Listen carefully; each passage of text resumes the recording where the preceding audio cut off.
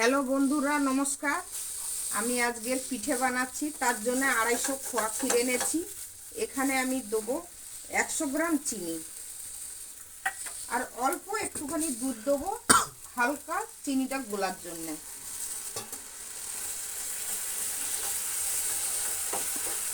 এই দেখুন বন্ধুরা, এক্ষুনি হয়ে যাবে।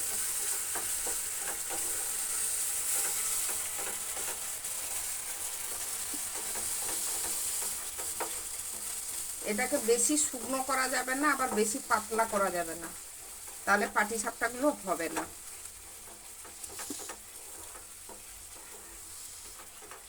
এরকম করে চিনিটা গুলে গেলে এবার আমি এখানে একটা বাটার তৈরি করে রেখেছি। 250 গ্রাম সুজি 1 ঘন্টা আগে ভিজিয়ে রেখেছি, ভিজে গেছে। মিক্সিতে একবার চালিয়ে নিয়েছি। আর 100 গ্রাম ময়দা দিয়েছি, 3 চামচ চিনি দিয়েছি, আর যতটা দুধ লাগবে পরিমাণ মতন দুধ দিয়ে ঘোলটাকে গুলে নিয়েছি। এরকম করে করবেন, বেশি যেন পাতলা না হয়, বেশি যেন মোটা না হয়। বেশি মোটা হলে পিঠে কিন্তু মোটা মোটা হবে, ভেঙে যাওয়ার সম্ভাবনা আছে। দেখুন আমার এটাও হয়ে গেছে রেডি মোটামুটি।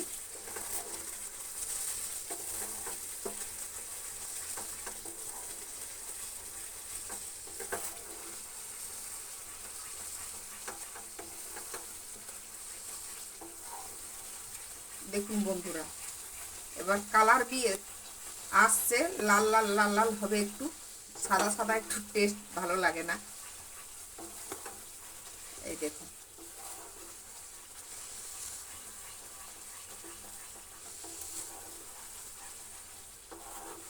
এবার আমি প্যান বসাবো পাটিসাপটা তৈরি করার জন্য।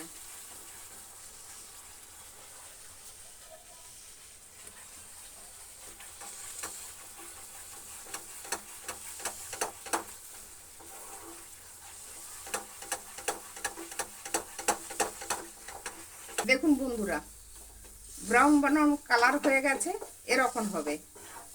সামনে চলে আসছে সব, দেখুন এক জায়গায় হয়ে গেছে। তারপরে আপনারা বুঝবেন হয়ে গেছে ক্ষীরটা। এবার আমি পাটিসাপটা তৈরি করার জন্য প্যান বসাচ্ছি।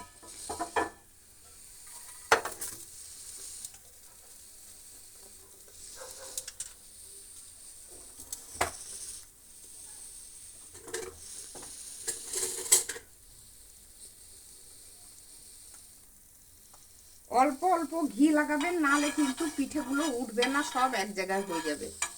হালকা করে ঘি লাগাবেন, বুঝেছেন, জাস্ট গরম হওয়ার জন্য।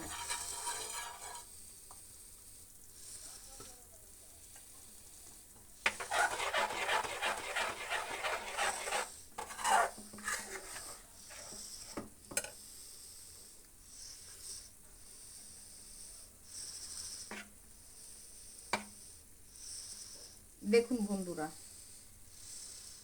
1 চামচ করে দেবেন। আপনারা বড় করলে বড় করতে পারেন, আমি ছোট ছোট করছি, মাঝারি সাইজের।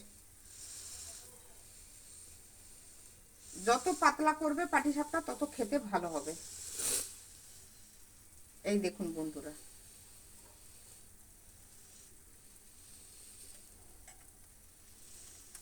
এবার এটা হতে থাকবে। এবার আমি ক্ষীরটা মাঝখান থেকে দিয়ে দেবো।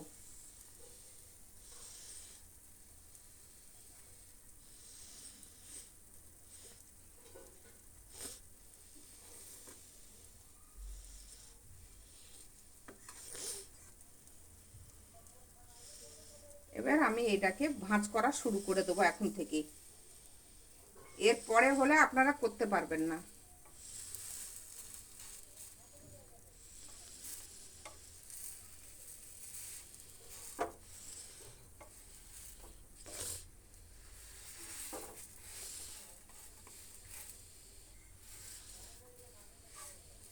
এরকম করে চেপে চেপে একটু ব্রাউন করে নেবেন।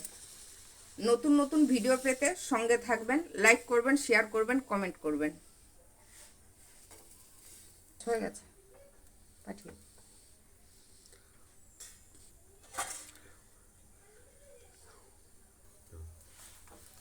এরকম ব্রাউন ব্রাউন হয়ে যাবে, উল্টে পাল্টে দেখে নেবেন। দেখুন বন্ধুরা, হয়ে গেছে এইটা। এবার